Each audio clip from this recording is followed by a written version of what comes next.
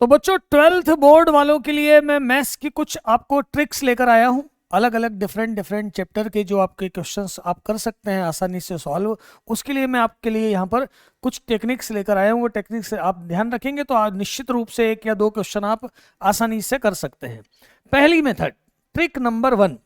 Trick number 1, सारणिक को हल करना है। एक मेथड बता रहा हूं मैं, उसकी सॉरस विधि या सॉरस मेथड बोला जाता है। एक 3/3 का आपका यहां पर डिटर्मिनेंट है, आपको इसको सॉल्व करना है। आपको इसको सॉल्व करना है तो जो शुरू की 2 स्तंभ हैं, जो कॉलम हैं, उनको आप रिपीट कर दो। ये देखो A1 B1 C1 और A2 B2 C2, इनको मैंने रिपीट कर दिया। रिपीट करने के बाद आप इसको 3 diagonal right to left multiply करो। राइट टू लेफ्ट 3 डायगोनल इसमें मल्टीप्लाई करो। क्या होगा?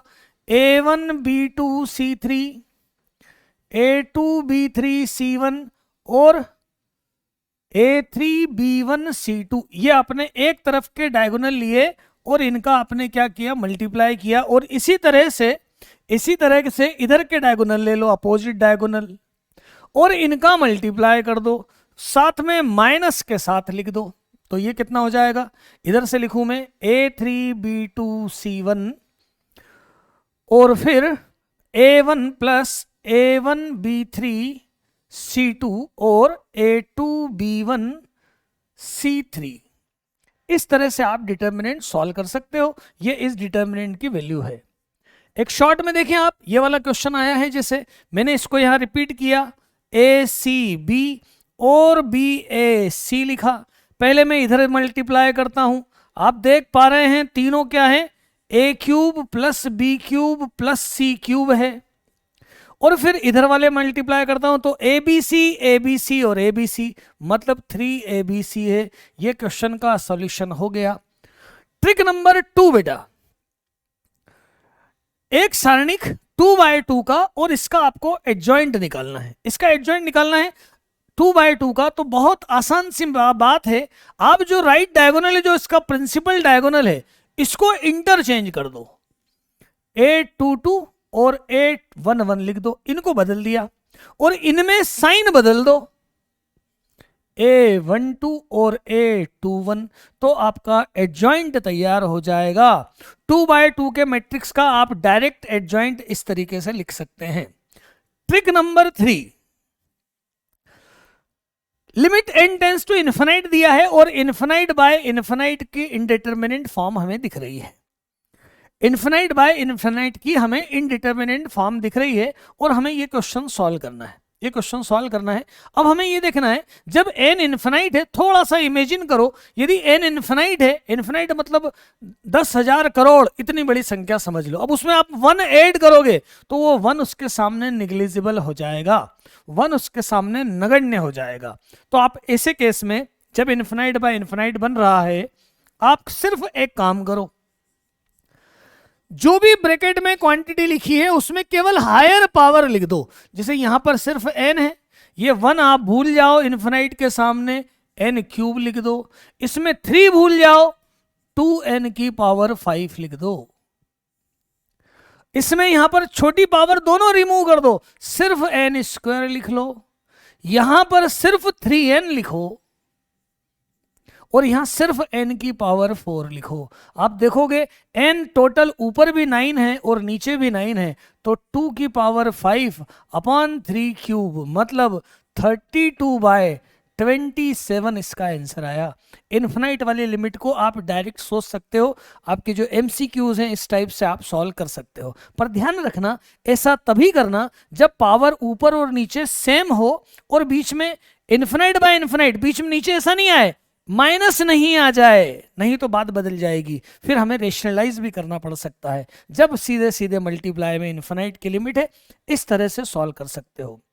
मेथड नंबर 4, इसके ऊपर एक क्वेश्चन आता ही है, रेखिक अवकल समीकरण का हल। मात्र 2 स्टेप आपको ध्यान रखना है, आप लीनियर इक्वेशन आसानी से सॉल्व कर सकते हो। पहले तो लीनियर इक्वेशन का ये हुआ आपका टाइप, dy/dx प्लस py बराबर q। पहली स्टेप इंटीग्रेटिंग फैक्टर निकालो, मतलब हिंदी में बोलूं समाकलन गुणक निकालो। और समाकल गुणक जो है वो है e to the power integration p dx। और सेकंड स्टेप हल लिखो, इसका हल लिखो। हल कैसे लिखो?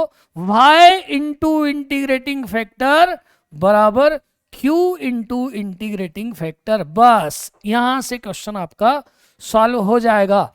जैसे उदाहरण के तौर पर हम देखें तो यहां पर मेरे पास इंटीग्रेटिंग फैक्टर है, क्योंकि इसको मैं p और इसको q बोलूंगा, तो e की पावर इंटीग्रल cot x है, जो कि होता है log sin x। तो ये है sin x, ये आपका इंटीग्रेटिंग फैक्टर आया और इस फॉर्मूले में मैंने लगाया, तो y इंटू साइन एक्स बराबर q क्या है? cosec x into sine x. और आप देख सकते हो ये तो 1 हो गया, मतलब आंसर आपका आ चुका है y sin x बराबर x प्लस सी। बिल्कुल आसान सी मेथड, केवल इंटीग्रेटिंग फैक्टर निकाला और ये वर्किंग रूल लगाया, y इंटू इंटीग्रेटिंग फैक्टर बराबर। यहां पर हाँ एक और चीज है, इंटीग्रेशन मैंने नहीं लगाया, मैं वो लगा दिया, मैंने बिल्कुल यहीं पर करेक्ट कर दिया उसको। ये इंटीग्रेशन प्लस सी, ये स्टेप है। देखो बेटा यहाँ इंटीग्रेशन लिया ना, q इंटू इंटीग्रेटिंग फैक्टर।